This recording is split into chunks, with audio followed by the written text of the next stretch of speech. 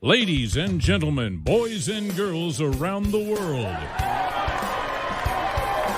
it's time to experience the O's on the Original Sports Podcast.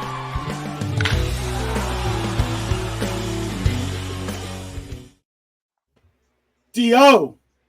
You ever been to D.O.? Yes. Yeah. Everybody from the bar been to the O, and then they shut that shit down. That grease was awesome. Hold on. Did y'all go to the bathroom downstairs? Yeah, it was always flooded. It was sketchy. Of course. I threw up so many times down there, I can't even count on two hands. I was about to say, we're in our 20s. Knowing now the way you look at things, what could that kitchen have looked like on the floor? And I mean, again, we're drunk. Have you ever? Here's a question. Better question. Have you ever been to the O? Have you ever been to the O during daylight hours? Oh yeah. I've never eaten at the O or been to the O in daylight hours. Never once. I've been there. I was like down here at what is we call it? Waffle House. I have never been to the Waffle House during daylight. The Waffle House. Waffle. I've been to the O in the daytime. It's they built this Waffle House up here, Chops, in Frederick. Is right across the street from the airport. Like 4 months later, they tore it down. They said planes are having a hard time coming in for their landing over that Waffle House, and they ripped that shit right down 4 months after it was up. Are you serious? Oh, serious as a heart attack. In Frederick? Yeah. When was this? A long time ago. Yeah, this is a minute ago. Yep. That new restaurant, I don't like it. Everybody thinks it's delicious. Which one? It's the one right at the airport. It's called, I don't know. You mean that little dive restaurant? Yeah. Yeah, like the airport cafe or something. There you go, something like that. That's not your style. That's not your style. Oh man, here they get down at the Waffle House here. Fights, whatever. What about Varsity? Chops, you hit Varsity? What do you have? Oh yes. I've been to the Varsity. Give me 2 slaw dogs to go, Jack. Yes. I've been to Varsity. On, what do you I played Varsity too at Kiski. Yes. What do you have? Yeah, man. Like, speaking of Kiski, you heard Dickie D died, right? I heard that. 93. What happened to Dickie? Old age. I wonder if he still hated me when he died. He didn't like me. No, I wasn't a fan. He wasn't a fan of me either, man. Can't stand you. Yeah, he didn't like me. This one time we were sitting in film. I got a good story for you. This one time we were sitting in film. Make it a double. It was my junior year. And Dickie D told me this team likes to screen like crazy. He said, if you feel the screen come, if you're rushing, you feel the screen coming, I want you to back out and look for the receiver.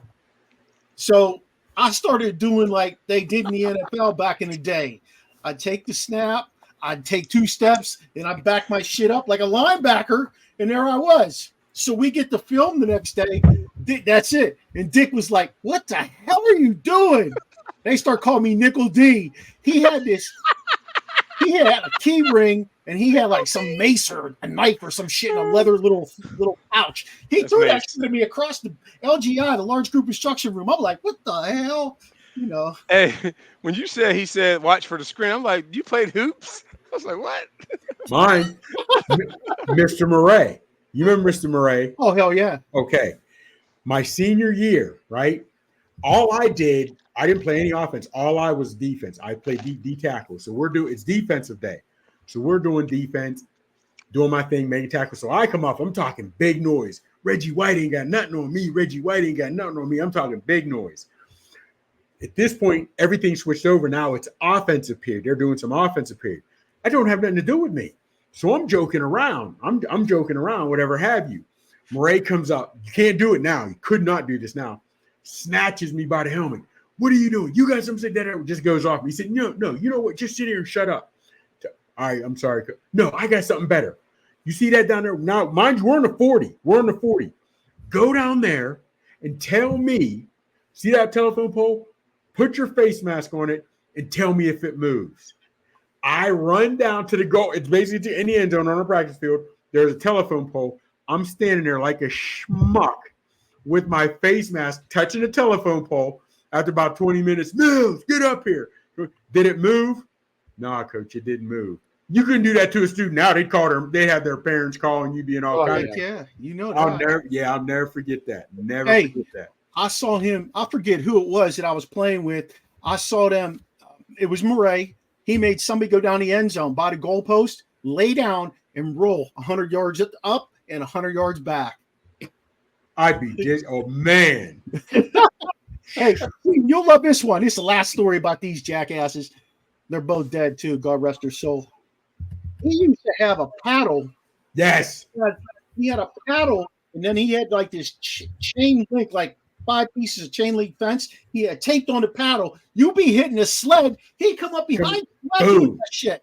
Right on your pads, right on your tailbone pads. Yeah. We had a coach that was definitely afraid of lightning. Definitely afraid of lightning. Mr. Nooch. He was definitely afraid of Nooch. He was definitely afraid of lightning. I'll tell you what. And if you're doing it wrong. Yeah, man. And if it rained, he was good if it would rain, but as soon as he saw lightning, he ran like he had hot coal up the ass. And he always wore an orange poncho. Yeah. Mr. Nooch was a great guy. He was cool. I liked him, but he was rotund. So he wears an orange parka or poncho, orange poncho during rain. Every time he come up over the hill, we'd say it's the Great Pumpkin, Charlie Brown. Every time, the Great Pumpkin, Charlie Brown. He used to come in the huddle. He called plays for JV. What was he, JV coach? He'd come in and say, "Hey, I'll tell you what. Here's what we're gonna do. We're gonna go 32 double blast. I want you to hit it here, bounce, and you're gone. Boom, boom, boom. You're gone. I'll tell you what. Let's run it." He always did that too. Licked his fingers. Never got hyped. I'll tell you what. Never got hyped. Never got excited. Nah. Then Dave Grimm used to come. His assistant on the JV used to come to practice. He'd have like 2 cans in his lip. And he had a belly too. And you could see where he'd spit, but he'd miss. So it'd go down. Yes. I had him for reading class. I can't imagine. Someone got him pissed off. He goes, give me something. Someone like slid the English book. He just welded at this kid. I'm like, why'd you give that to him? Old school, man. Hey, he got jumped in the school. When I was in high school, I was a sophomore, boys. He got jumped by these 2 brothers. He was walking down the hallway, and they jumped his ass from behind. He threw him off him. He beat the hell out of him. Yeah. He kept his job. Oh, yeah. Yeah, Grimm was old school, man. Yeah, old school. You couldn't do that today. I laughed at him doing that. He saw me in the hall and just like jacked me up. Hits the lockers. Yep. I go, what are you doing? He scared the shit out of me. That guy was huge. Yeah, man. Yeah. He was a good guy, though. Yeah, he was a good guy. Was there Mr. Grimm hitting the sled, and he fell off the sled. Sled got caught in his legs and broke both his legs. Oh, shoot. When I tell you, he army crawled out, and he went back to his military days. He was talking like, we're behind enemy lines. Come on, guys, fight. I'm telling you, that Mr. Grimm was no joke with his. Hey, I think he fought in Vietnam. Yes. I'm pretty sure he fought in Vietnam. He was no joke. Good memories. God rest Dick Dilts. He was a great coach, though. Won a hell of a lot of games. Rasheen, he was a trendsetter before trendsetting started. The things that we did in the late 70s, early 80s playing football for this guy, they just started doing a lot of these schools the last, say, 15 years tops at the most. Like shit that we did back then, it was insane. Hey, nothing says Pittsburgh Steelers and someone who's able to share their in-depth insights from the Steel City itself. Tonight we got Smitty. Smitty from around the 412 is joining us. See, that 412 podcast really bangs too, doesn't it? Yeah. There's no downtime in the NFL, so we'll talk with Smitty about free agency. We're going to talk about the draft, rookie camp, OTAs, and, of course, camp that's coming up here pretty soon. Things officially kick off right now for the Steelers. As soon as they hit camp, it's right around the corner. So if you're out there, grab yourself an iron, get yourself an Isley's Chip Chop ham sandwich, and listen as we pick Smitty's brain here in a little bit for the latest on the Steelers. How about that? You don't like Chip Steelers. You don't like Chip Chop ham? I love Chip Top Ham. You don't like Chip Top Ham? Shit, when I moved moved to Isley's in Vanderbilt. When I moved to Maryland, I asked for that. What are you talking about? They like, looked yes. Paper thin, like yes. No. They don't have that. They have ham salad. They don't know what a hoagie is. I'm like, what the hell? Pittsburghese is definitely a thing. Nobody knows down here what a gum band is, dippy eggs. They didn't know any of that. Hey, 26 years I lived here, and somebody just told me recently I have a Pittsburgh accent still. Are you serious? Yeah. Wow. Yep. 26 years. And I work really hard not to have that shit. What Jaguars are talking about. I know. Until I go back home, then I'll be like, what are you doing tonight? You going down Vandergrift, or what are you doing here? Exactly. Get some down. Hey, let's do a little spontaneous reaction. Everybody, we're changing up the spontaneous reaction. Chops came up with a great idea this week, and we decided to change up the spontaneous reaction. We each let each other know in our group chat that what sport we're going to talk about, but we didn't say what the question is. So this is truly a spontaneous reaction. Hey, we got some guys chiming in already. Hey, what's up, Kenny T? Check this one out. Check that one out. How about that? Wow, Tardivo. Wow. Let me tell you something. About Tardivo. Representing. Tardivo, he's a little bit older than me, right? Yeah. Him, my cousin Lou Hutch, Jimmy Joe, all his older cats. They used to play at the cut. They used to play cut wiffle football. They never let me pay to play those dirty, rotten scoundrels. They didn't want to fucking get hurt. What are you kidding me? They didn't want to get hurt. You big ass. You've been that big since like third grade. They never. And then he was used to be a lifeguard at the pool. He'd be like, Mills, keep it up. I'm not to sit you. They'd sit you on the wall when you were cutting up. When you were cutting up. Deech, you didn't do that, did you? Man, man. They got me, dog. They got me. Hey, our guy Danny Barry's here to join us every Tuesday. DB. Love when that dude comes in. Thanks for joining us, Daniel. All right, who's up first? Let's go, Chop. Spontaneous reaction. Fellas, okay, real quick. Your boy, Mark, I had so many. I had literally something for every sport. But here's my thing. I know where Mercado gets a life ban, right? Yeah. Mercado gets a life ban that doesn't lead off any sports outlet. Nothing. He got okay. On the same day that Otani's guy changes his plea and says guilty, there's no need for trial. He's now looking at up to 33 years. Fellas, I got so many layers of this, but my thing was, number one, we've had baseball, we've had football, and we've had basketball players suspended, banned, not banned in football, but suspended because of betting. The Pirates stay in a casino hotel when they go to St. Louis. Fellas, what are we doing here on the aspect of, does betting matter to us, the fan? Or because the sports leagues are in bed with it. I mean, like, what's your reaction to he's banned? Is betting an issue? Your boy Otani, his guy goes quietly to jail. That was closed quick, fast, in a hurry. What are your guys' thoughts on betting and what's taken over in sports? What do you see with it? The sports betting is taking over. Good, Shane. But the way it's affecting the game, does it bother you? Or you're like, yo, if they got the money, let them bet. If they're playing, Mercado wasn't playing. But if he's playing, just like the basketball dude just got banned, Porter, if they're playing, there's speculation that they're fixing the game. Right. You can't do that. But remember, we saw your boy Rudy Gobert do like this to the refs. We know there was an NBA ref who was caught. Exactly. And now we hear about guys saying sports is entertainment. Sports is entertainment.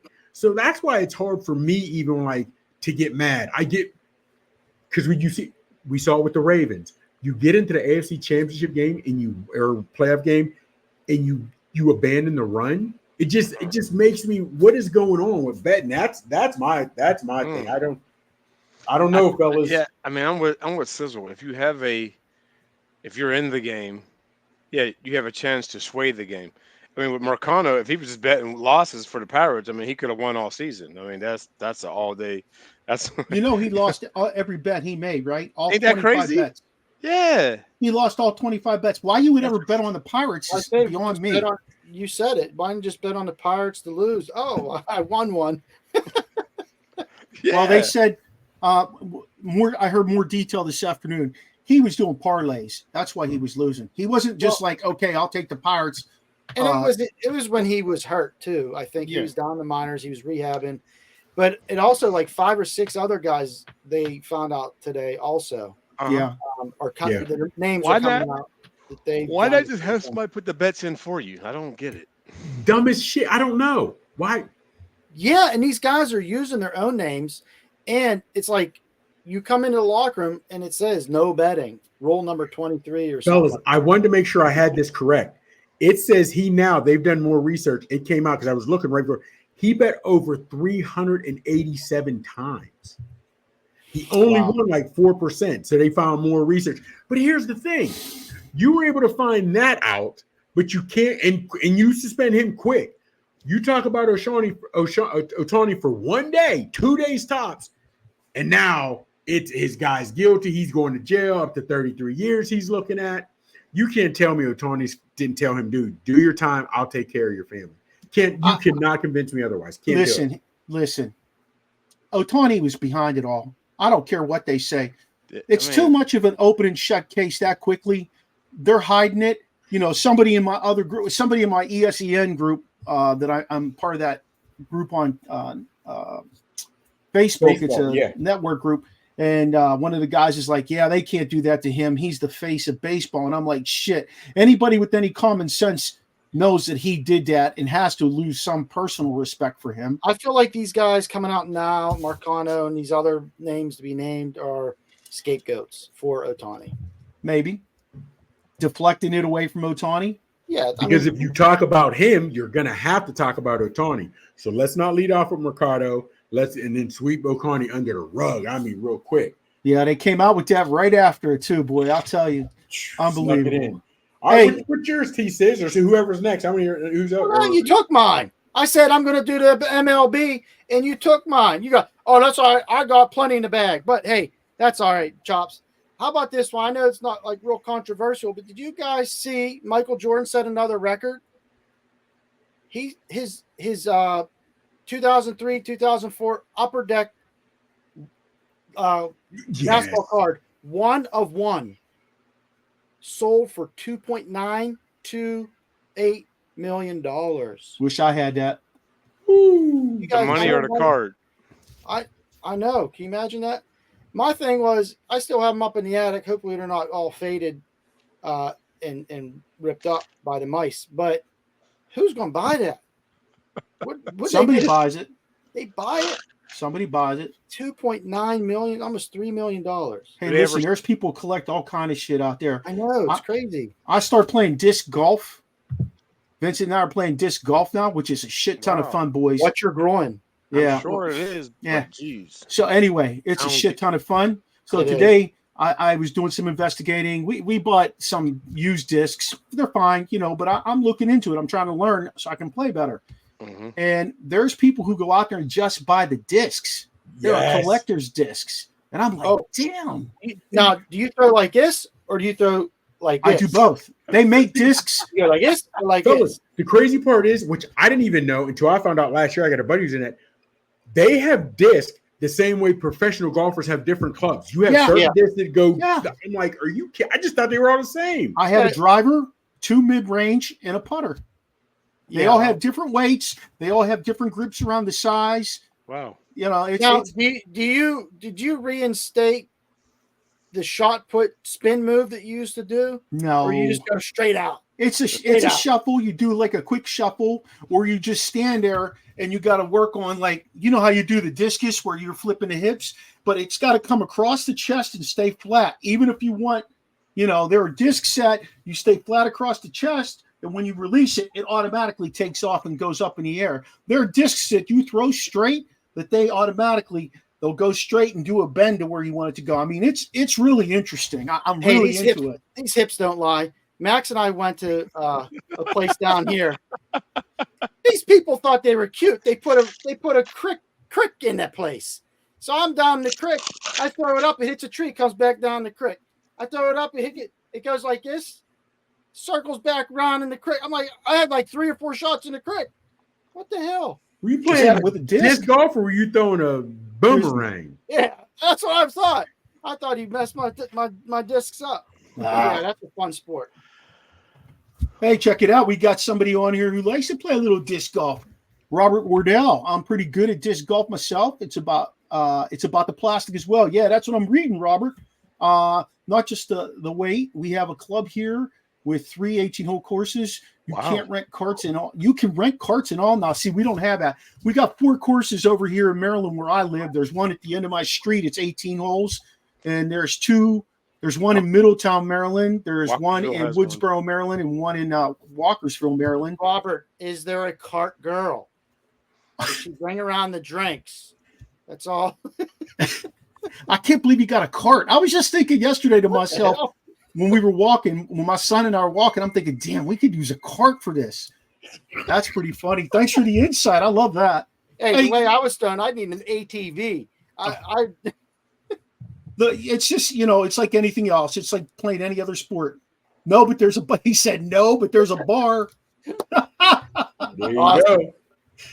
Hey, I got a little bag. I'm sure you got a bag, Robert. I got a bag and it's got like a little holder in it. Vincent said, Dad, we're going to take water bottles. I said, you're taking a water bottle. I'm taking something else in my bottle. Shane, what's your spontaneous combustion? Hey, guys. Caitlin Clark foul. Was it foul or was it foul? Both. Here's the crazy part about it, though. Yeah, both. Here's the crazy part about it, though. Rewatch it. She took Kennedy or however you pronounce her name. Hollywood. It was a cheap shot, and she didn't even make it worth it. Watch how Caitlin Clark falls. She falls, but you should have been able. If she's not looking, you got her by what, 40 pounds, 7 inches. Caitlin Clark, yeah, she fell because she wasn't expecting it. But Kennedy, I'm like, that was all. That's the best you got. You're gonna do a cheap shot. Make it worth it. Make it worth it. Is this the same chick that strangled Angel Reese? No, that was a different chick. Elisa Thompson. She was Robert, watching. We are in a pickleball. Slammed her. She did. I'm in a pickleball too. Hey, my thoughts on it, fellas, and I'm not going to get wild and crazy about it, but I just think it's bullshit. This whole draft class is an amazing draft class. All these ladies that came in can play basketball, but if you look at the numbers at the arenas, Caitlin Clark is selling these arenas out. That's who's selling these arenas out because she broke the NCAA scoring records. Okay, that's why she's selling these arenas out. The men's and women's, she's the all-time leading scorer. People want to see her. It's turned into such fucking melee. It's about race. It's about her coming in with a chip and all this shit. I don't want to hear it. I just don't. We'll do, and we can't get into it now, but that is definitely it. Because we know people identify with people who look like them. There have been girls we've talked about this, that have come out of college that have accomplished a shit ton more than she has. And even the woman who had the record before her didn't get these accolades. So we do realize that now in every sport, Jerry Cooney in boxing, the great white height, you know what I mean? So, and she is the one now. I tell you what, though, regardless of race, whatever, regardless of how her career turns out, and I'm not saying she's about to be Jordan, whatever, but I do tell you this rookie year for her reminds me of when Jordan was young. Remember, Jordan said, I had to get into the weight room. She's going to have to get into the weight room. She will. She's going to have to, though. I mean, right now, she is number 1 in 3-point shots. She's number 4 in assists and number 4 in something else. I forget what the other thing is. Her turnovers have tapered way off. Her game is really, she's starting to figure that piece of it out. I just don't find any value in watching some woman walk up and mug her and the ball's not even in play. Like that was just uncalled for. So I'm behind too. It is true, but also on the same token, it's funny because we're all from the area. Now I would have done it face to face, but I'm from the area. If you talk jive to me, you talk crazy, you talk greasy, it's going to be something. Right. And Caitlin Clark does a whole lot of talking. In college, she'd get away with that. These are grown-ass women nowadays, and she's been jawing a whole lot of people. And these women, and it's different. So she was jawing at Kennedy or whatever her name is earlier. Now, to me, you should have just grabbed her right then and there, or make it a basketball play if you're going to try to get retribution. She didn't do either of those. You know what I mean? Yeah. So, but generational talent. Yes. No, and here's why I don't say that. Hold on. She's a great shooter. She really is. But Ionescu was a great shooter also. And Ionescu, to me, she has a complete game. You see, your girl is not going inside that arc. She's not doing a whole lot of work, Caitlin Clark, inside the arc, driving, whatever happens. So, okay. Oh, so Steph Curry, generational talent. Thank you. I was just going to say that. I've told y'all before, Steph Curry has ruined the game of basketball. Did you see they showed when they were the 72-10 team, he had 6 3-pointers. Yeah. The rest of the team only attempted 5. You realize we watched the other night where 7-foot Karl Anthony Towns had 10 or 12 attempts on his own. Yeah. Everybody wants to hit the 3 now. I love watching what Steph has done, but to me, and I've said it before, he has ruined the game. And to me, generational talents are guys who can do it on both ends. Guys who can score and take pride in playing D. Nobody does that nowadays. No, Jordan said he didn't do that. He didn't shoot those threes. He goes, it's a low percentage shot. Why would I do that? It doesn't make sense. He was good at it. He wasn't as good as Steph Curry. Check out our guy Robert. That's called fuck around and find out. That's his mother's motto. I love it. So your mother sees at the top of the list, baby. Robert is a Steeler fan, right? No, he's new to us. He lives in Everett, Washington. Oh, I thought that was the guy from. Okay. No, I don't know how he found us, but I'm glad he did. I love him chiming in. He's got good stuff. Oh yeah, I mean, talent travels. That's why he found us. Talent travels. Yeah. Hey, I don't know. I told Smitty 7:30, and it's 7:30, and Smitty's already here. He's all amped up on Iron City. Who knows what the hell he's been doing? He probably just finished up a Permani sandwich. Let's do it. Let's get Smitty in here. Smitty, how you doing? He got the stone. I don't know. Piston. I don't know if this is Iron City. Yeah, well, you got it in the bottle. It's all right. You should be pumped. Hey, by the way, I had to make sure my display name was my nickname before joining because I was watching before I joined and I saw you guys have the whole nickname thing going on, so I didn't want to be left out. Yeah, that's good. Smitty runs the city. Smitty runs the city. Smitty, my guy. Like that. Honestly, nobody has ever said that, so I'm gonna start spreading that around and see if I can catch fire. Well, and here's the thing: don't forget what game, Smitty. When we met up for the Steelers and Lions, was that Steelers and Lions? Oh, and wow. Yeah, what a game that was. He did. You said a dream. Smitty runs the city. Took me to 3 different tailgate party, whatever type thing throughout the parking lot. Introduces me to Arthur Moach. He's like, Moach is my guy, that or whatever. So you said it being facetious, but seriously, Smitty, yeah. And it's crazy because right now I'm seeing Zachary, but until I read it, I forget his first name because all I refer to him is Smitty. So I got to call him Smitty. That's it. No, everybody calls him Smitty. I grew up with a lot of Zachs. There's like 5 in my friend group. So, like, we all either go by our last name my last name is Smith, so that's where Smitty comes from. Everybody has the nickname. There's another one, but it's kind of, I don't know if you want to use it now, Z Smitty. See, that was my very first Twitter handle, Z Smitty 23. Z Smitty run the city. Show no pity. Oh, shit. Okay. Hey, I want you to drop in on George Pickens next time you're at the facility. Hey, GP. I'm Smitty that runs a city. You got an answer for this? I don't listen. I like all we're very early in this, and I like all you guys. But Dreamweaver here is right now pole position, much like Russell Wilson on the Steelers quarterback depth chart. He's good with pole position. You can leave it at that. I'm running with Mike T on this. I'm thinking JF. J Fields. We can get into it, but okay. Get it. Well, we're ready to get into it. You ain't saying nothing but a word. Hey, look. Robert hit you with that right there.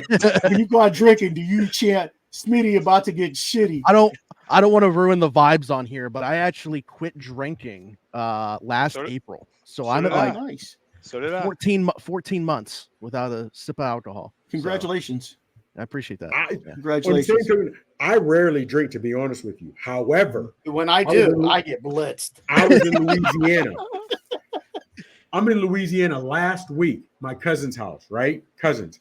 Right. We went out, we hung out, did the family thing. We had taken showers. We were about to go to bed. You didn't do it together. He was like, yo, Chops, I'd forgotten, man, we'll crack this maybe tomorrow. The Blackberry Crown. I was like, I've been hearing about it, but I haven't tried it. I haven't heard about it. He said, man, you mixed it with this, that, or whatever. He said, just try a shot. It's quarter to 11 in Louisiana. So it's 11:45 here. Ready to go to bed. I'm fuck. So, having said that, he gives me a shot. One turns into more. We finished a bottle and a half in about an hour and a half. About an hour. When I tell you drunk as Cooter Brown, that was on a Friday night. When I tell you Saturday, we didn't eat, we didn't move, we didn't do nothing. He had one couch, I had the other. Shut it down. Done. Robert, can you flash that number up if you have a drinking problem? Put that number up on the screen, my old gut can't handle it. I'm done. I'm done. We can get into ball in a second, but that story reminds me. So the bar that I used to frequent and actually also work at, Crown Vanilla and Coke is literally called a Smitty there because I drank it that much. That was your drink. Nice. Yeah. Where'd you hang know out, you're Smitty? putting in work when they name a start a mixing drink it after with you. that fruity flavor stuff. Whew, that's violent. Yeah. Oh man, Smitty used to get it up. Yeah, when they name a drink after you, yeah, buddy. See, Robert got it together here. He said, "I'm done drinking." He just hits it. Maybe a gummy on occasion. Probably. Partake in the Garden of Whedon. Smitty, where'd you hang out? Where you live in the city? So I'm not actually directly in the city. I'm about 30 minutes outside of it. Beaver County, Monaca specifically. Monaca. So, You live in Monaca? Mm-hmm. Wow. Okay. My cousin lives. Yeah. Where'd you go high school at? So Monaca, and then became Central Valley when I was a sophomore. Okay. So like Jordan Whitehead, who's in the NFL, he was 2 years after me. I graduated with Robert Foster, who had a little bit of time in the NFL. Yeah. Yeah. Mm-hmm. He was my graduating class. My mom actually used to drive him to school. So we had Robert really Foster? good relationship. Yeah. All right, get his ass on this show. Let's go. Wasn't he the number one player that year? He was the number one player that year, I believe. In PA, yes. Yeah. Yeah. Mm-hmm. Wow. Interesting. All right, Chops. Let's get this thing rolling with Smitty. Man, okay, man, we got a lot of stuff to get going on. So let's start with the new additions, right? So now we got your boy Arthur Smith, right? Arthur Smith. What in OTAs, minicamp so far, what you've seen, does Russ have a grasp on it? What are you forget about Russ? How are you feeling about the offense? Are you liking it? Are you not liking it? So far, what you've seen with Arthur Smith? It's a lot different. I will say that I think there's a lot more detail into what I've seen the last couple of years. There's a lot of intricacies. Some of the players have even described it as basically trying to learn a new language with the installs that they're going through, which is a good thing, and it's going to be a good thing in time. Obviously, right now it's more difficult for them because they're not used to this. But this is part of the process, obviously, learning here. We've seen a lot of motion in the past with Matt Canada, but it's like not with purpose. I think there's a lot more purpose in the motion that's used now. Like what I'm talking about last year, like they would, split out Jalen or Najee out wide just to motion them back into the backfield. Like you're not really doing anything. You're not creating any, eye candy or window dressing by doing that. You're not confusing anybody. You're just ultimately doing it for no purpose. So I think that there's a lot more intention behind what they're doing this year on offense. I think he's going to bring in a lot of different concepts that we haven't seen while also keeping what they're really good at last year. Like we saw them the last couple seasons really get things going on the ground as the season went on, running a lot of duo, inside trap, inside zone stuff. And I don't think they're going to go away from that. I think he's going to lean on Pat Meyer and Eddie Faulkner, two of the coaches that were retained from the offensive side, to be able to continue to implement them while also bringing the stuff that he was really good at in Tennessee and Atlanta. Cool. That'll be interesting. I noticed he loaded up that tight end room, and they keep loading that tight end room up.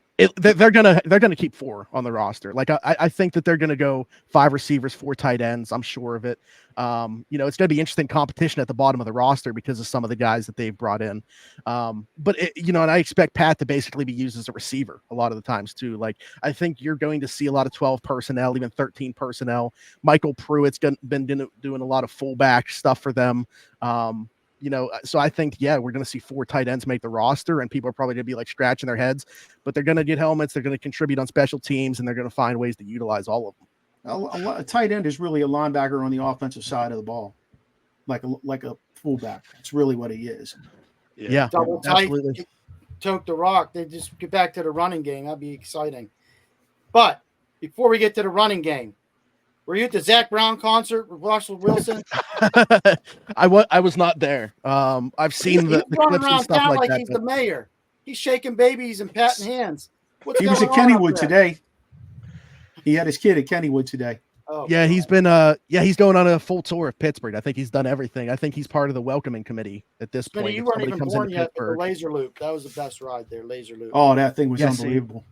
Man, did you get a chance to ride the log jammer before they took that John out? I was on the log jammer. Yes. Okay.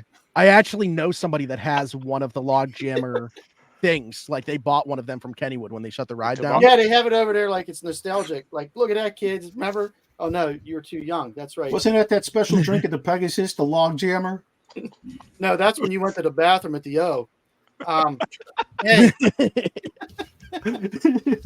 Come on, man. Questions, y'all. Questions. is Russ running the show? Is he QB1 material right now? Has he got a grasp of this offense?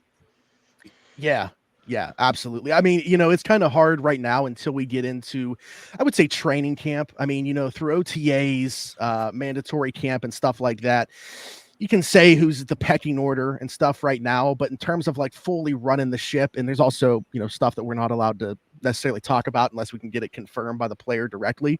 But for example, like in 7 shots, he's always the first one to go. He's been QB1 through everything that they've done. I expect him to start training camp that way. And the guys are rallying around him. They all seem to like him. We'll see as the season goes on if that's able to continue. But I think that there's definitely a buy-in right now from everybody with him. So our guest, who's been really active in the chat, he's been great, funny, all the above. But he thinks that Russ is going to struggle in Pittsburgh with the tight end. He thinks Russ's size is going to be a factor. Yeah, I mean, historically, when you look at it, he has not targeted the middle of the field. Historically, with the Steelers over the last few seasons, you could say that that's been a trend for the team as well. Arthur Smith, though, likes to throw to the middle of the field. A lot of stuff between the numbers.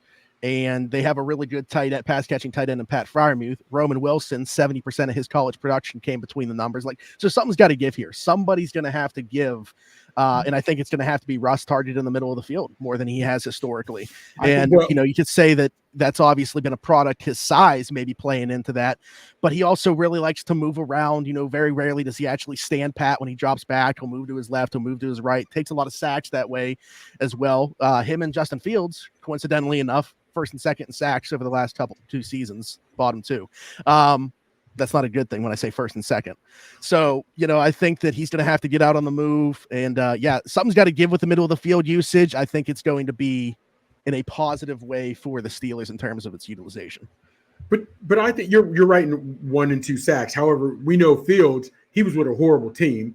Nobody could get open. He's taking, he didn't want to run all the time. And Russ, the Broncos were just terrible from the ticket taker to starting O-line, D-line. They were just terrible everywhere. Yeah. Around. But I do think now you're not going to be able to put guys in the box because with the tight end being able to stretch the field, you got receivers. I think Russ is going to do well, and he can move. He just doesn't a whole lot. You know what I mean? So I think if he needs to slide right or left, he's capable of doing that. And I think this is going to be the best Russ we're going to get basically since his Super Bowl days because he knows if he's not well, Fields is getting that. Fields is getting – how does he look with Fields? Is he getting a grasp on that offense from what you've seen? I know it's early. Yeah, I mean, they have a great relationship, those two, by the way. Like when you see, Kyle Allen or John Reese Plumlee, who they've given some reps, when they're out taking their reps, like those two are just always talking. And I assume that it's that way when they're away from the building as well. I mean, everything seems to indicate that they have a great relationship, obviously a competitive one. They both want to be the starting quarterback for this football team.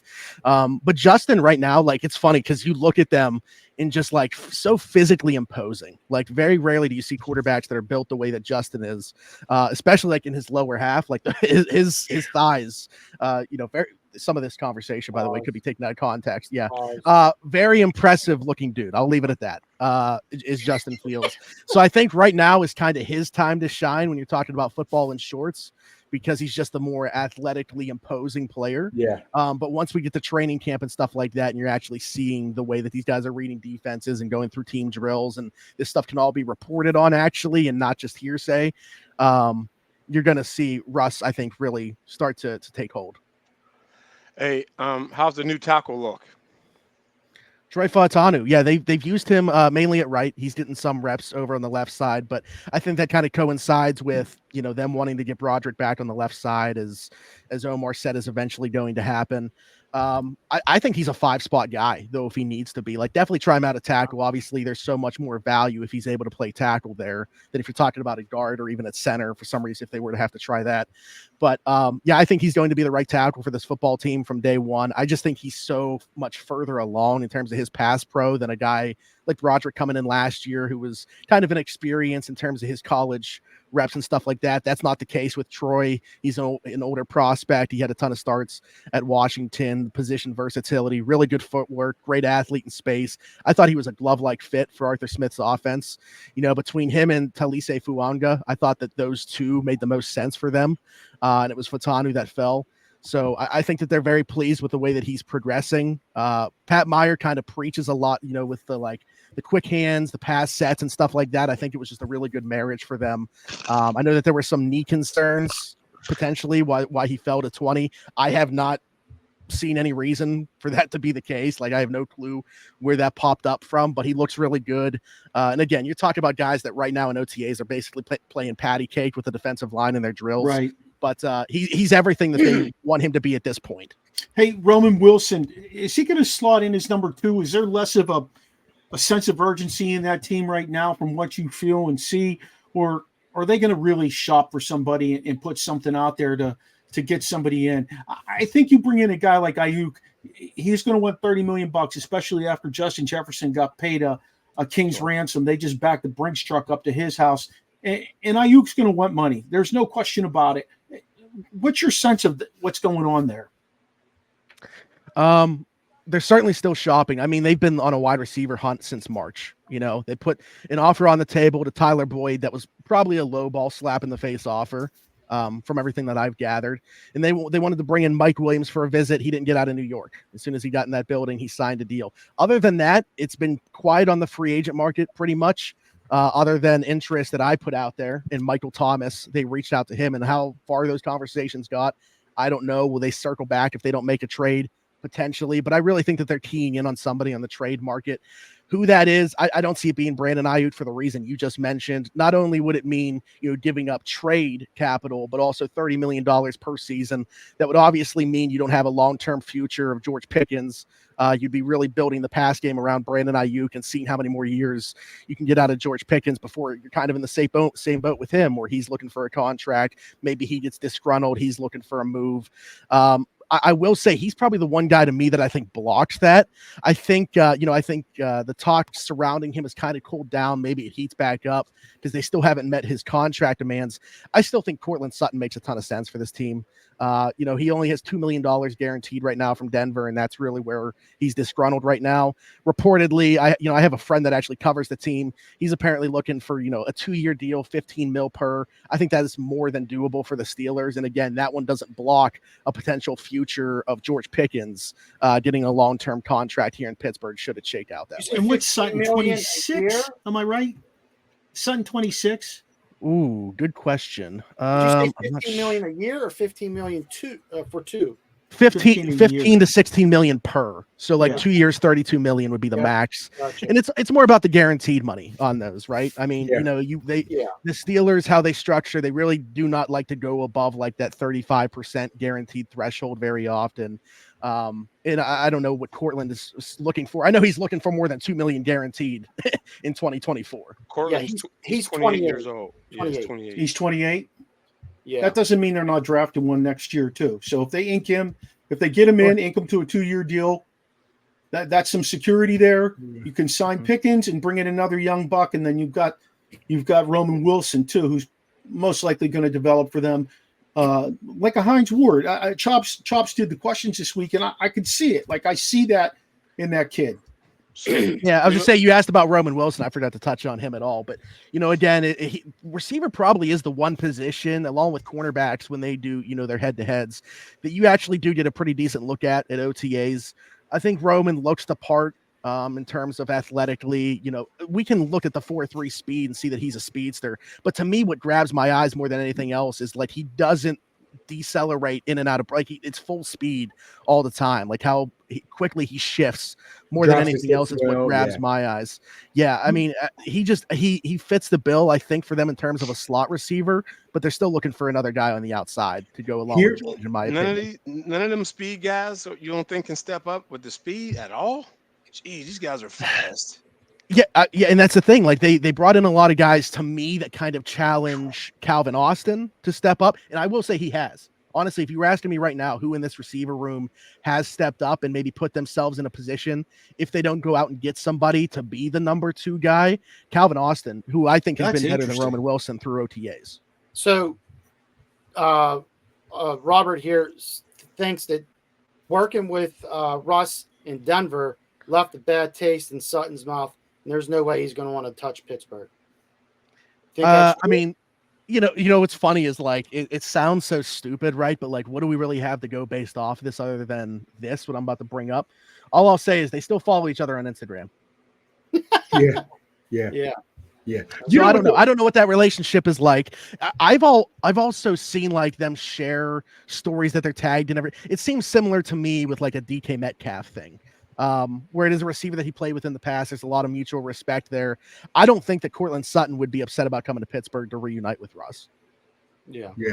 I feel I'm putting it on wax. I want to put it out there. I think Wilson is going to be nice. I do, Roman. And here's why: because he is a great route runner. They can no longer play bump and run.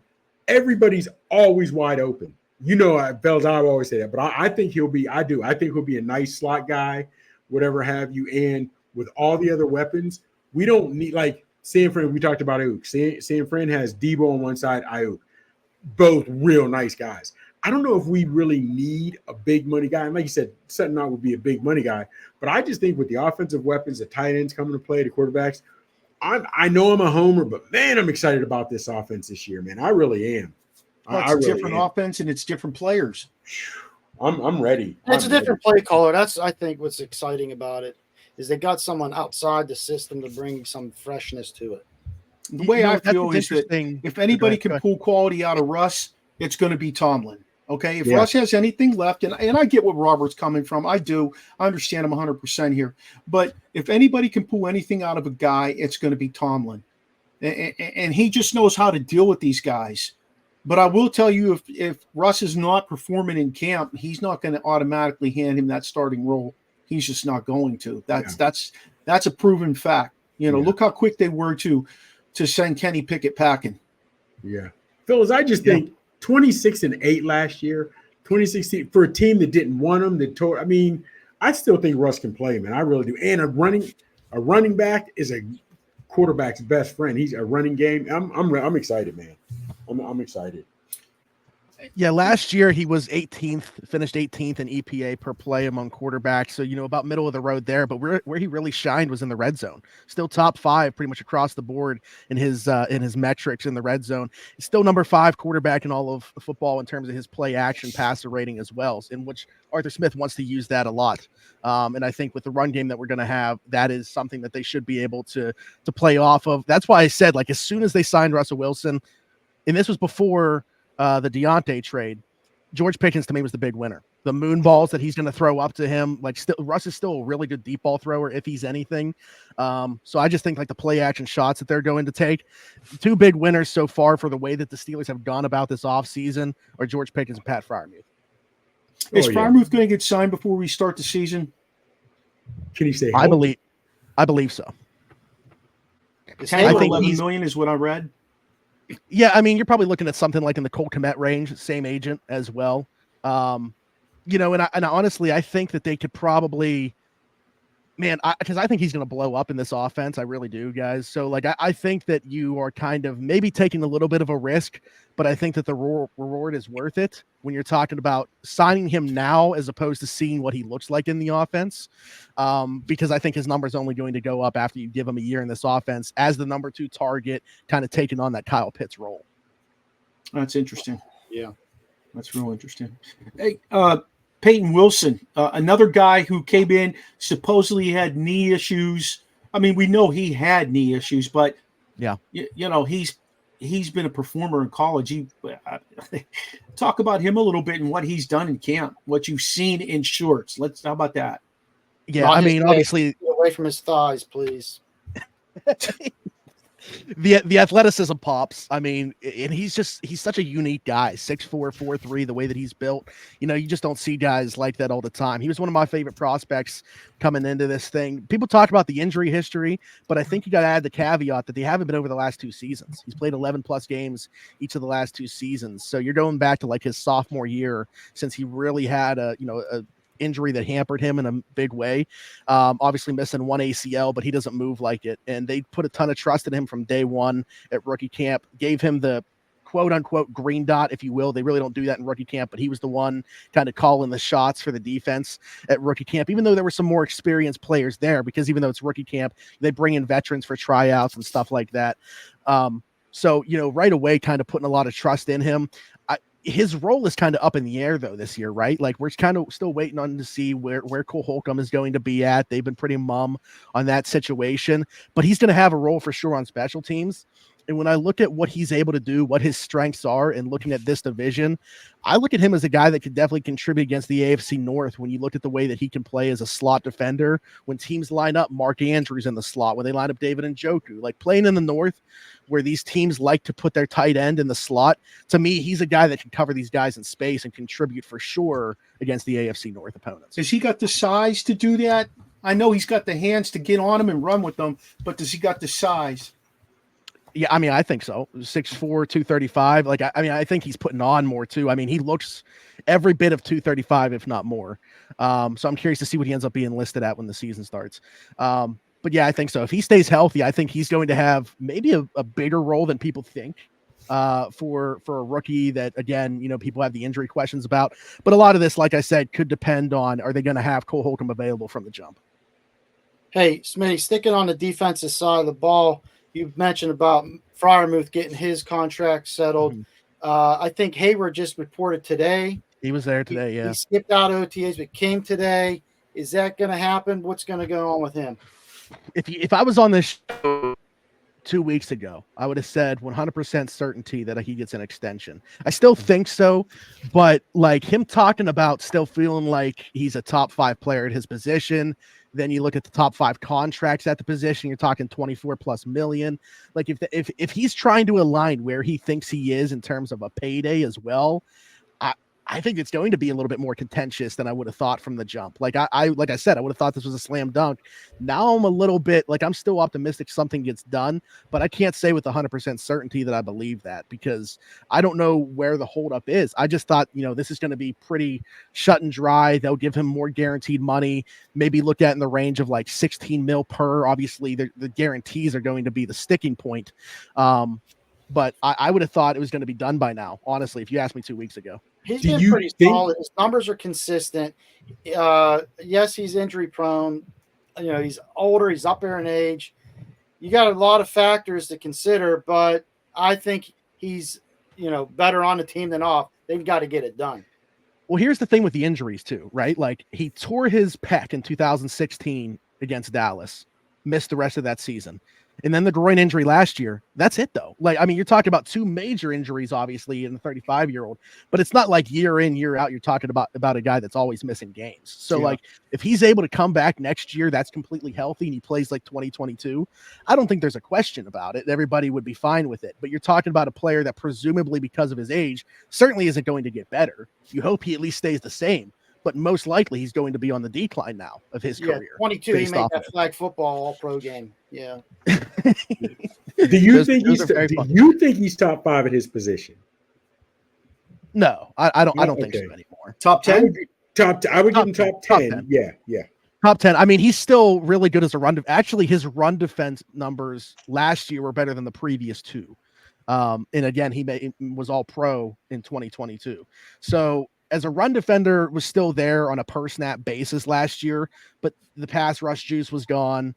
And you just wonder, like, was that all the groin? Is it going to come back in 2024? And now is that fully healed? Like, is it ever going to be fully healed to be able to get back to that level? I don't know. It's really a tricky situation. And I think we're going to find out how different Omar Khan is from the previous regime through a negotiation like this.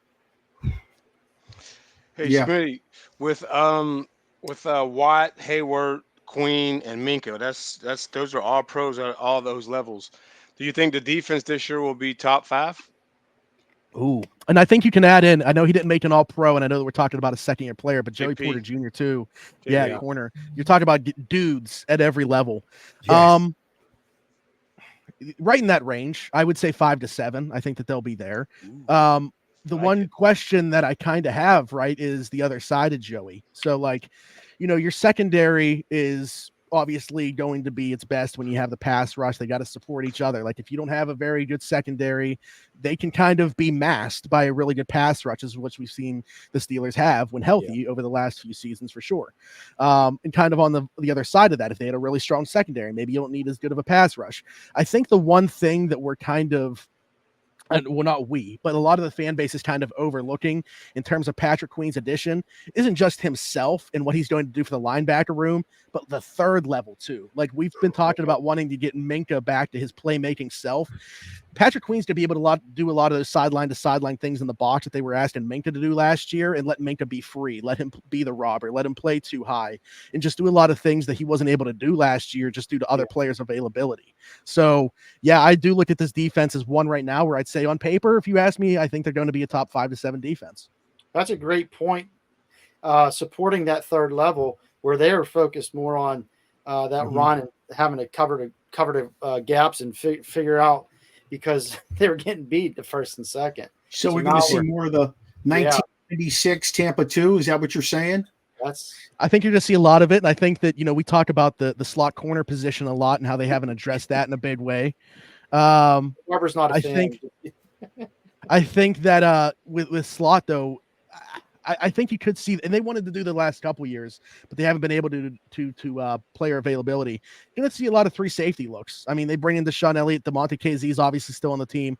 DeMonte KZ's best ball as a Steeler was in 2022 when he came back from his broken arm in like week 9 against the Saints or whatever. And Terrell Edmonds was still on the team, and they were able to play all 3 of them at the same time. Yeah. So I think with bringing in Deshaun Elliott to kind of take over that Terrell Edmonds role, they're hopeful that they can do back to a lot of 3 safety looks, maybe play Deshaun in the slot a little bit if you don't really have like a true slot option, which right now on the roster, I mean, UDFA Beanie Bishop might be the number 1 guy in that spot. So we'll talk about him a little bit later, but I really do believe that they want to do a lot of like big nickel stuff and use all 3 safeties. Hey, here's a little secret for you, Smitty. Rasheen is the biggest Terrell Edmonds fan that you'll ever meet. Him. He has like his home and away jersey for each team he's been on. Loves Edmonds. I'm guessing that's satire. It can't be. Yes, correct. He's the one.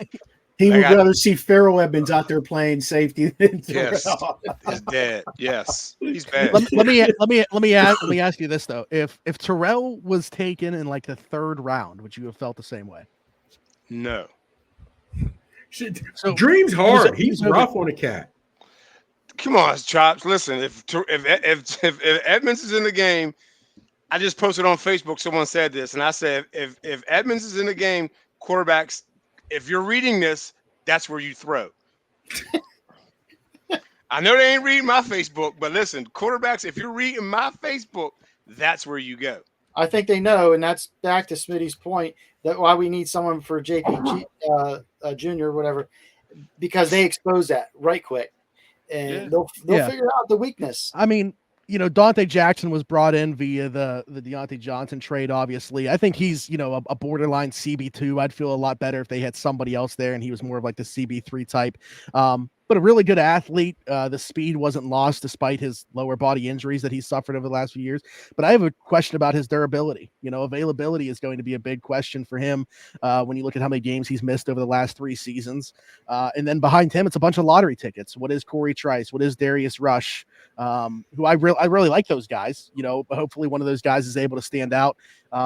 Darius Rush is very intriguing to me. I look at what he did in the Thursday night game last year against Tennessee and everything that they asked him to do on very short notice, playing in the dime, playing safety, like things that he really hadn't done at the NFL level, obviously. And I do think that there's a good player in there, which is why I can understand why they didn't want to block these guys either by bringing in, a big name corner or investing a high pick in them and letting them kind of figure it out. But at the same time, you got to be a little bit uneasy until one of them really does carve out a role. That's up to the quarterback coach to develop them. Well, yeah. Like I said, we know it's early. I'm sorry, Barbara. Go ahead, do what you say. No, I was going to say it's always a sad thing to watch that secondary be undeveloped. Yeah. It's year after year. And Tomlin fathoms himself as a defensive guy, secondary especially. Well, bring in a guy to coach the damn secondary. You know, and they did lose a really good coach in Gerald Alexander, who was an assistant DB coach for them last year, and everybody really liked. And he went to they lost him to the Raiders. So be curious to see what that transition's like. But I think that the group is where they expected it to be. It wouldn't surprise me if they added another body there at some point throughout this process too. The post June 1 free agency, or if we get through camp and somebody surprising gets cut, as we know is going to happen every single year. That's like, along with receiver, I would say that's the other spot to look at. Did they bring an alum back to help coach the secondary? Who's that? The Steelers. Did they bring someone back to help coach the secondary who used to play for them? Was that last year or the year before? Was it Perry? No, that wasn't Perry. I forget. I thought there was someone that they brought back. Well, again, still early. Schedule's out. Steelers second half, last 6-7 weeks? Gauntlet. Right now, though, what do you think in their schedule can be? What record are you looking at them to have? Steelers 17-game schedule. I'm pretty much always going to say 10-7. Like until I'm proven otherwise, like 10-7, 9-8, they're always going to be there. But I'll say 10-7 this year. I think that they can be a better football team than last year, and I think that they're going to be. But I'm not so sure it's going to necessarily reflect on the schedule in the same way because of their schedule that they have.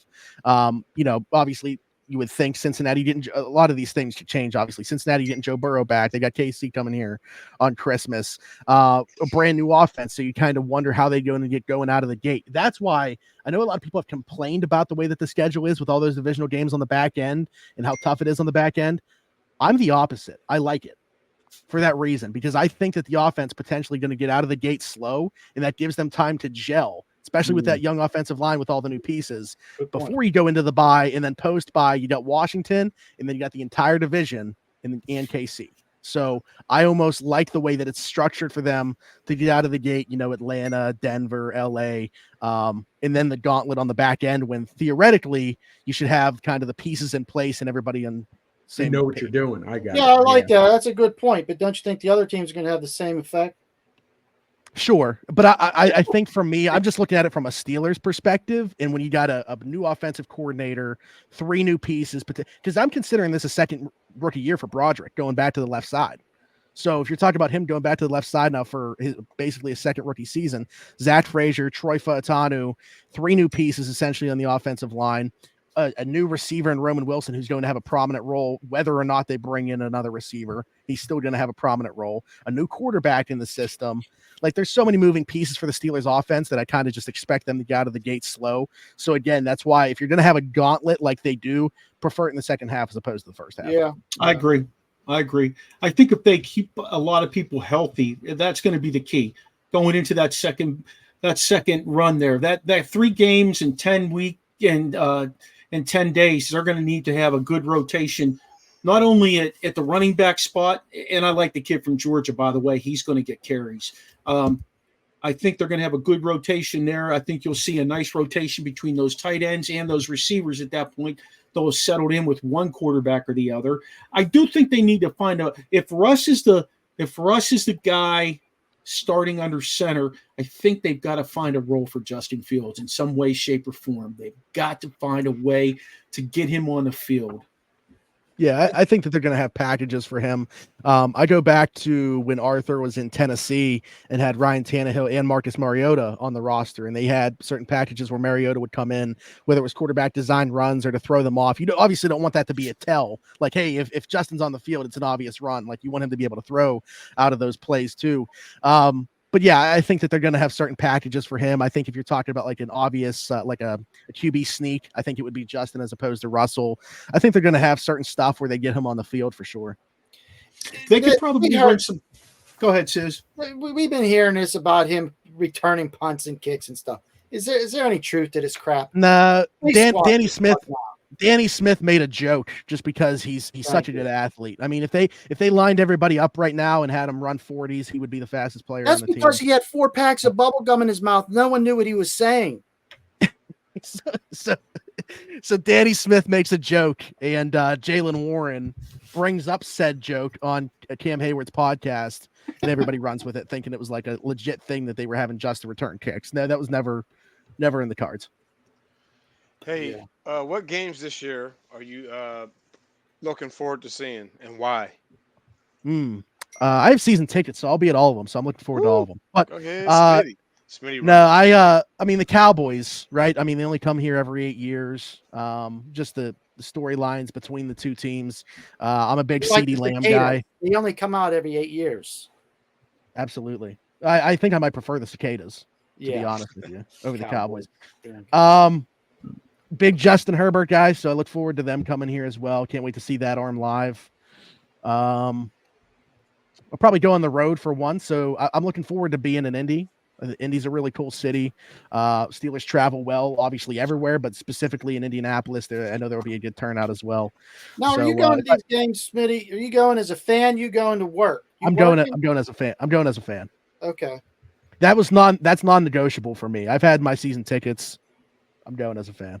Okay. Smitty, I'm trying to round my guys up here. I got a couple going. We want to get into town for that Ravens game in November, the 17th, and the day before Pitt plays Clemson. Or I got a connection. A buddy of mine coaches over at Duquesne, Darnell Robinson.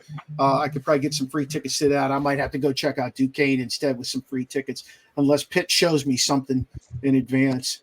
That sounds like a weekend. Steelers Ravens is always a good time. Every single year they obviously bring the best out of each other, no matter whether it's Lamar having his receivers drop 8 passes like it was last year with the Pickens late touchdown, the Mark Andrews with the Ravens going for 2 points as opposed to just tying it up at the end of the 2021 game. Like there's always something. Baltimore and Pittsburgh. I really think the Steelers one score game. It's awesome. Yeah, I really think the Steelers are in Baltimore's head. I do. They play Lamar Jackson well. I think they get into the heads of that team, and they make their own mistakes when they lose to them. It's always funny to me, like seeing the way that Steelers fans talk about Lamar Jackson as opposed to literally everybody else. And I get it because of how Lamar plays against the Steelers compared to everybody else. They have like this conception that this is just who he is versus everybody, because of the way that the Steelers are able to defend him. It is weird, and it doesn't matter. Like it was going on when Keith Butler was the defensive coordinator. Now with Terrell Austin, it's a blueprint. It's got to be a Tomlin thing, I guess, because they definitely have the defense to go against him. And again, last year maybe a bit more of luck than anything else. Like I said, his receivers dropped like 7-8 passes. Very weird game, but even minimizing his rushing ability as well, like they have in the past. Go ahead, Sheen. Yeah, Sheen. It's my turn again. Yeah, man. Bring your question. Keep dreaming. I didn't have another question, but I can give you one. What are 2 or 3 other NFL games in general you're interested in seeing this year? Not going to, just seeing. Does Russ go back to Denver, or does Denver come here, or do we play Denver? Russ goes to Denver week 2.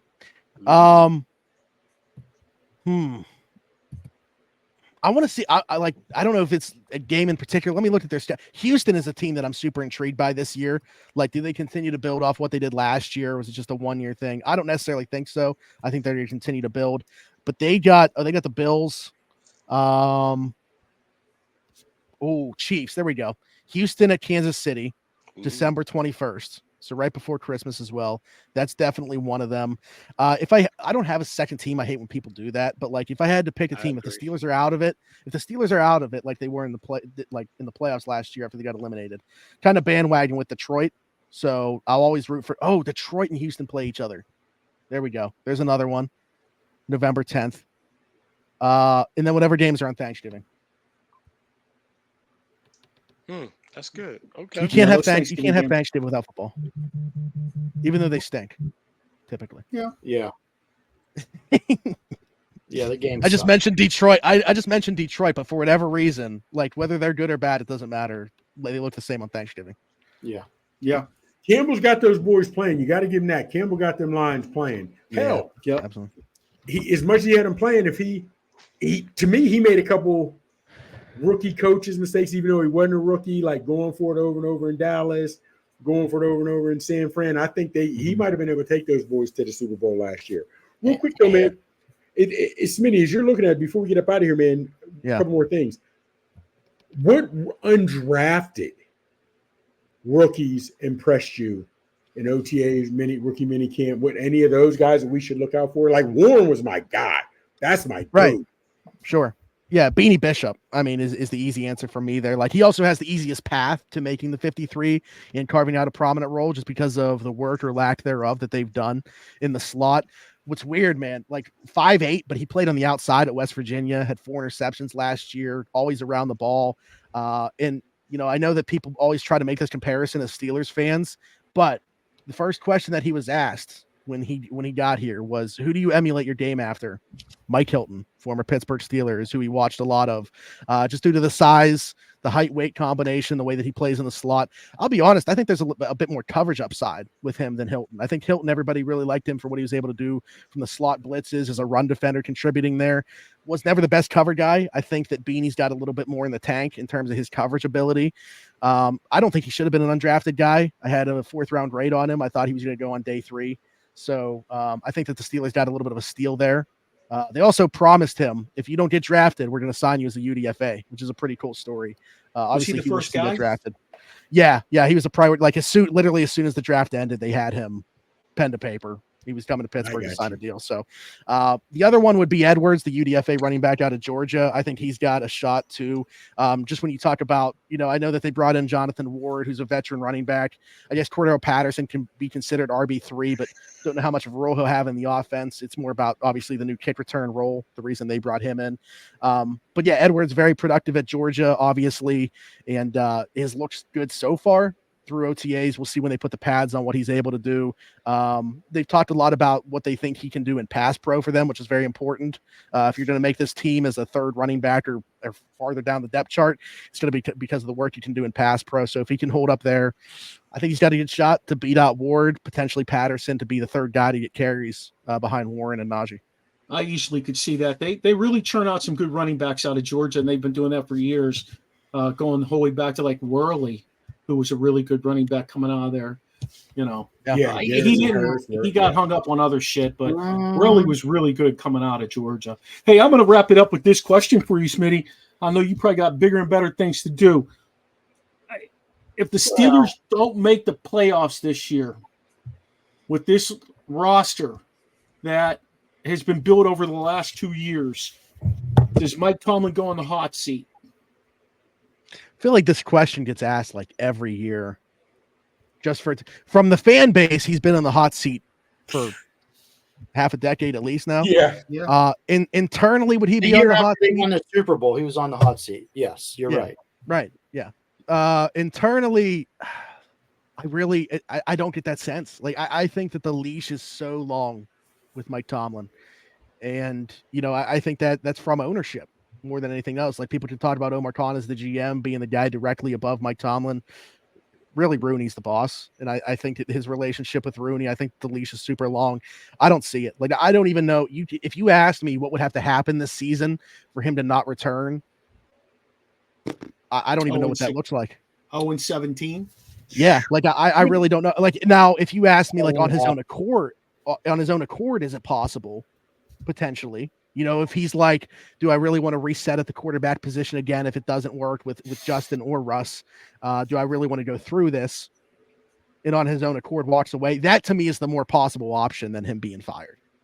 Wow. Okay. Well, let me ask you, to piggyback off what Barber said, if let's say he doesn't get a playoff win, because making the playoffs, he's been doing. What if they get to playoffs and get bounced again early? Because with a quarterback, you've got an established quarterback in Russ. Even if you bring in Fields, you have a hell of an athlete at quarterback. You've got a great running game. We're hype about the O-line. Well, I don't.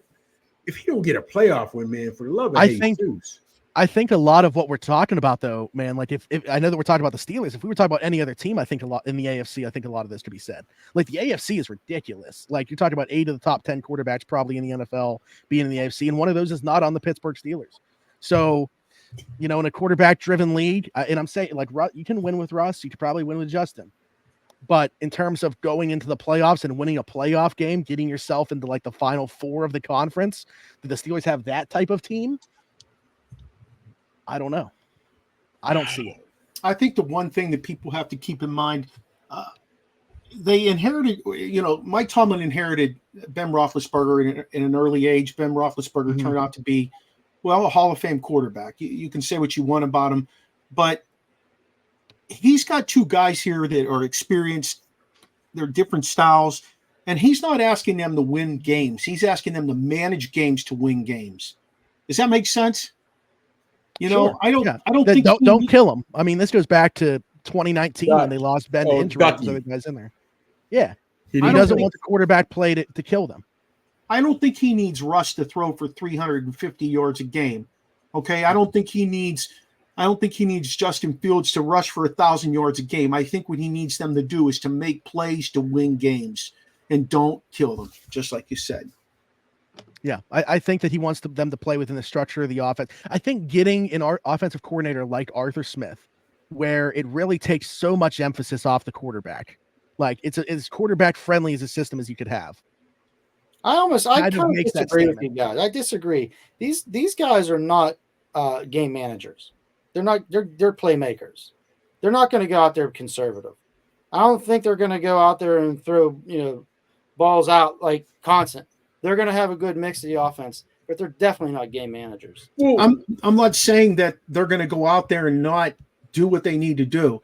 The play calling is not going to be conducive to them having to do stuff like Ben had to do as a quarterback, throw for 500 yards, and like Purdy and behind. They're always behind. Yeah, but here's the thing, real quick, is what I look at it. Even at his best, when Seattle went to the Super Bowl, when they were winning Super Bowls, it was that Legion of Boom defense, and you had beast mode as a running back. You still weren't asking him to come out and be Manning. You know what I mean? So, and now with that offense, if Purdy is young, has a great upside, but all he had to do with San Fran was just don't kill him. Don't throw INTs, make a play here, make a play there to keep sure our offense is on the field. And I think whether it's Russ or Fields, I think they can do that, man. I like how you said that, Chops. I just don't think they're game managers, because I would put my money on, and I would put the game on their back if I needed to. That's how I feel. But I get what you're saying. Play within the confines of the game, within the structure of the offense and what they're tailoring it to. That sounds good. I like that, and I agree with that. I just think when you look at the pass catching group as well, it kind of says we want to run the football. I don't want to say take the game out of the quarterback's hands, because I agree that they are guys that, in the stretch of a football game, they're going to put it in their hands and rely on them. But from between the 20s, I just feel like they're really going to put the stress of the defense with the run game, with the play action stuff, and feed off of that. I don't think that they want these guys playing hero ball. Okay. No. One thing I find really interesting, Smitty, and we have a guest on here, Robert Wardell, excellent guest, by the way. He's given us a lot of feedback, a lot of input. He is a Seattle fan, and he very much doesn't like Russ. He was anti-Russ. It sounds like he was very glad he's gone. He thinks that Russ will be a bust in Pittsburgh like he was in Denver. So it's going to be interesting to see how that plays out. Smitty, thanks so much for joining us tonight. I really appreciate you just taking time out of your schedule. Tell them where we can find you at. Yeah, absolutely. Every Monday through Friday, you could find me on Steelers Afternoon Drive with Pittsburgh Steelers Now. I host that with my good friend Alan Saunders, who also covers the Steelers on the beat. And then Around the 412 comes out we don't have a set day, so I don't know what to say there. The back end of the week, Wednesday through Friday, sometime in there. We record all 3 episodes the same day. We put them out in different order, just depending on what's in season and whatever's going on, whatever we figure the order needs to be. So you can find us at Around the 412, YouTube, whatever, Spotify, Apple, whatever platform you use there, or Steelers Afternoon Drive on any platform as well. You can find me everywhere, Zachary Smith PGH. I think that's all I got for you. Appreciate your guys' time. We'll find you at the tailgate when we come up. Hit me up when you guys are in town. I will make sure you guys have a good time. We'll get you a Definitely, case of Smitty. Maybe we could do a little pregame tailgate podcast, because we did that at a Defenders game, and that was a lot of fun for us. So, sounds good. That'd be kind of fun. Take care, Smitty. Thanks again for joining us. Smitty, appreciate it, my guy. Thanks, guys. Yep, appreciate you. Take it easy, Smith. Fellas, that was a lot of great information about the Steelers. A lot. It's going to be Chops. I'm with you, man. I think it's going to be a pretty fun season for them. I know Robert's not real high on what Russ is going to bring to the table for us, but at this point, I believe I'm not 100% with what Tomlin does on the field during the game. He makes some stupid mistakes. He's been making them for 16, 17 years. But what I love about Mike Tomlin, and I mean this sincerely, he has a general connection with players. He won't bring a guy in or keep a guy around who he doesn't have a relationship with. You're right. But, and I think from that perspective, that's what's going to make the difference with a guy like Russell Wilson, with a guy like Justin Fields. And I look forward to seeing that unravel. And you know what? We could all be wrong, and they could both suck shit and move on after this year. It is what it is. The bathroom at the O, just like here's my thing, and you're right. It could. Chances, I doubt it, but it could. Here'd be my thing, right? Here'd be my thing. Think of every position. O-line would be the one you'd have a little bit of trouble saying. Quarterback position, experience. Running back room, experience. Pickens is young, but he's got experience in that wide receiver room. D-line experience. Linebacker experience. Secondary. Fellas, listen, you still have to play the games, and I know it might be a homer statement, but on paper and experience, what they've got, I'm excited about this season. I am. I really am. I got to disagree with Smitty on the record. I'm going to go 11 or 12 wins. I'm going to be honest with you. Honestly, I wanted to say 11 bring that up. I was going to bring that up. I was going to say he said 10-7. What do you guys think? Yeah, we were 10-7 with Pickett. We were 10-7 with Pickett. Yeah, I do. Yeah. I think, and like you said, the reason I'm not, even when they're here, the reason I'm not going to the Steelers Falcons is because it's going to be the first week. I don't want to deal with a lot of drunk idiots, but they're not gelling. I don't think the offense will be gelling, so that's why I want to sit back at the house, big screen, cold beverage, whatever have you. But I am looking forward to them, and it's on time. When I say on time, the timing, everything by that late half, that second half of the season, I'm looking for that offense to gel. You're right, T says. So does the defense, but the game is set up for the offense. Yeah. And I think, I'm really hoping to see a real nice two-headed monster running back in Arthur Smith's offense. I'm hoping. I'm telling you, it's going to be three-headed, guys. That kid from Georgia is going to give him something. I just have a funny feeling that Georgia running backs are. I'll give you that. You're right. They're productive. And again, you're not going to ask him to be Lamar Jackson, but whether it's Fields or Russ, they can scramble to get you a few yards when they need it. I'm excited. You know what's interesting about that comparison you just made there, and then we're going to have to get moving. Shit, I didn't realize we're almost an hour and a half into our show, fellas. I know. It's been so great. Hey, you know what's interesting? If you go look at those guys' numbers, their numbers are not that far apart. No, they're not. They're not that far apart. The difference is Lamar Jackson plays for a team that has a defense that can keep them around. Yes. And he had some running backs to take the burden off of himself. Yes. Justin Fields didn't have either of the above to check off on the checklist. And it'll be interesting to see how he plays in this system. I know a lot of people got unnerved at the fact they didn't, give Najee a fifth year. They didn't give Justin a fifth year. The Steelers have a plan in place. I don't know what it is. I don't. They have a plan in place. You mark my words, both of those guys will be back on this roster next year. Oh, I'd love to see. And fellas, here's a great thing.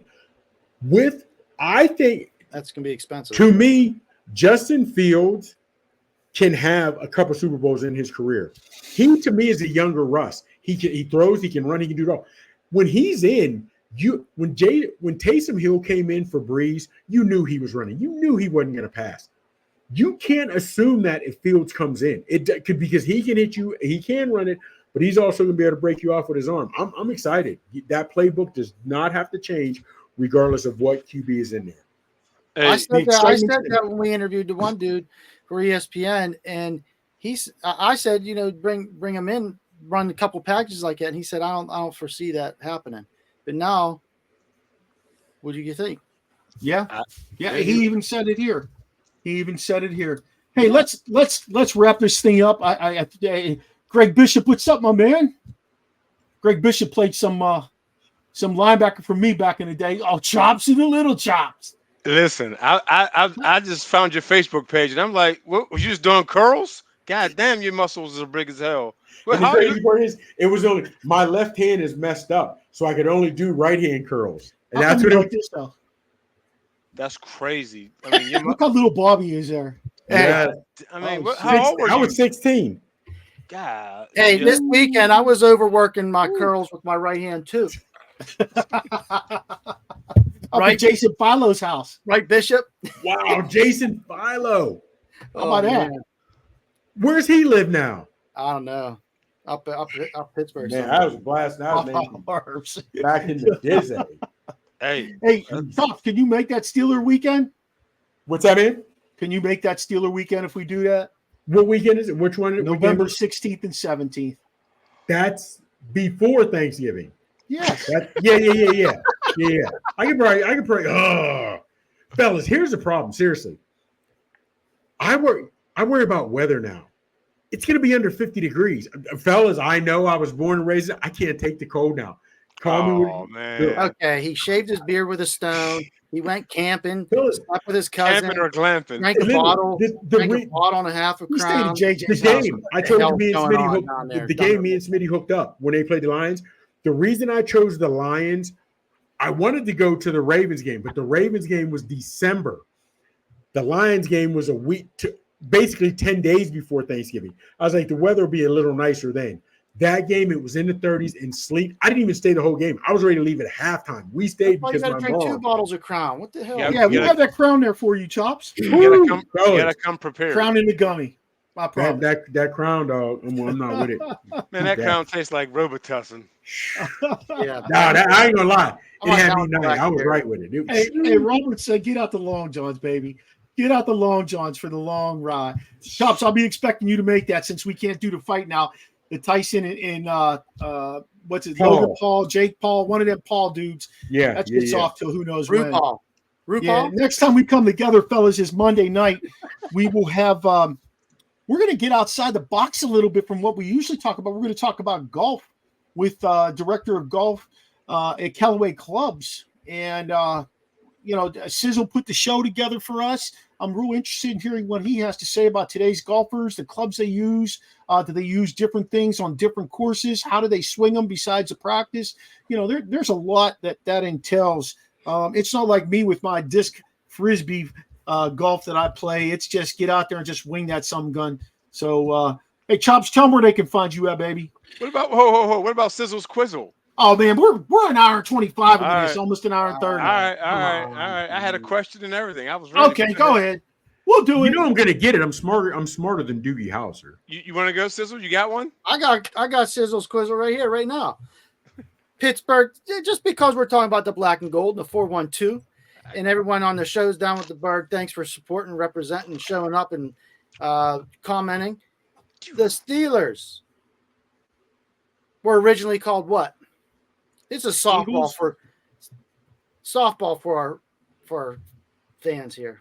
What were the Pirates. Steelers? Huh? They were originally called the Pirates, weren't they? The Pittsburgh Pirates in 1933. The Chiefs said, we don't want to compete with the baseball team. So you know what he did? He ran a contest in the Pittsburgh Post-Gazette. And Joe Santoni, he came up with the Steelers, and the Chief gave him season tickets. How about that? For Wow. life? What's or just the that name year? of the Steelers mascot? Stealing McBean? There you go, buddy. That's my dog right there, boy. Stealing Hey. McDizzle. Real quick, who was the first Steeler to wear Rod Woodson's number after he left? Deshae Ooh, Townsend. Deshae Townsend. Oh damn, that was easy. Yeah. I met him at the Mills Mall, got a signed football. Oh, hell yeah. Did he drop it? No. Nah. Hand it right Hey, over what's to up, me. Frankie Cruz? Frankie Cruz, my guy from ESEN. Cruzy. Yeah, he's all Yankees, Yankees. baby. He'll tell Yeah, you because they about got them Yankees. They got a $10 billion salary for a year. Hey Cruz, I met Dave Winfield and CeCe Sabathia 2 weekends ago. Two Cruz, good Hey, guys. who would you rather have, Otani and Betts or Judge and Juan Carlo, whatever your cat's name, San Juan Carlo? So The cat- I went Soto and Judge. That's the Soto. That's what. Yeah. I'd That's rather who have you'd rather Soto have. and Judge. That's who you'd rather have. Yeah. Mookie's I'd rather better. have- Listen. I love Mike Trout. Mike Trout's always hurt. He's hurt every year. Yeah. Every year. You know, Fair I'm with you, Frankie. I'm all about judging Soto. I'd rather have Soto's just McCutchen killing and the ball. Sawinski. Who do you like? Greg Hey. Kaczynski. No, they brought Sawinski and what's his name back up. Yeah, Sawinski hit a home run. It's 1-0 Pirates. Said Bottom Bay at back down. 7th. They just Bay put in back down. Holderman. Let's get out of here. I can't keep dropping actual factual studies on y'all. Yeah, here you go. This is a Actual good one. factuals. Check this one. Robert must be a little bit of an older fella. As a kid, I met Wow. Mantle at his restaurant. Still have my signed ball. Wow. That's interesting. Wow. That is. Yeah. Wow, That's thanks for cool. sharing that. I bet Frankie's Hey. like all worked up now. Frankie, you still have a beer. Settle down, brother. And you know who else is on here tonight? Smitty. Mick. What's up, Smitty? How'd the kid do? He is great. He's definitely a dog. They moved him to second. Greg Bishop said Mookie's a dog, multi-sport athlete. Hey, Yeah. they moved his ass from the outfield, center field to what now? Second base he's Second playing or base. shortstop? Second, right? Yeah, I mean the dude could play anywhere. He's a legit athlete. I Yeah. think he Yeah. wasn't short in Boston, then he moved to the outfield. Now he's back in the second, something like that. Yeah. I love watching him play. All right. Speaking of playing, I got to go play with some lasagna. I'll see you Hey, guys tell us where we can find you. on Instagram and the exit 1T Youngie. Okay. In your dreams. You can't find me in your gym. I don't want to see it. No. We know where you can find Chops on the gram at Big Chop 79. On the Twitter, it's at the Real Big Chops. And on Facebook, by my government, Michael Gregory Mills. There it is. Sheen, I know we can find you everywhere, but go ahead and drop that. I'm Rasheen Hill everywhere. And Yes. pretty much. That's it, baby. Hey, connect with us here on the Original Sports Podcast by checking out our website, podpage.com, Original Sports Podcast with Mark Maradei. You can also find us on Facebook, Twitter, and Snapchat at OSP with M&M. And you can find us on Instagram, TikTok, and YouTube at Original Sports Podcast. I'd like to give a shout out to our networks that we're part of. Let's Talk Sports, Sideline Sports, ESEN, that's Elite Sports and Entertainment Network, as well as Manning Media. You can rewatch this show and all our shows on Roku Tuesday nights from 9 to 10. That way you can really absorb all the craziness that goes down. If you need to reach us, you can email us at originalsportspodcast@gmail.com. Shout out to my guy, Steve Medley, for doing the voice intro. Charlie Hodgson, who takes care of the music. Join us Monday night to hear all about this golf dude named Mike Frasca. Almost dropped that one. Mike Frasca from Callaway Clubs. Until then, we'll see you again, fellas. Take care. Appreciate it.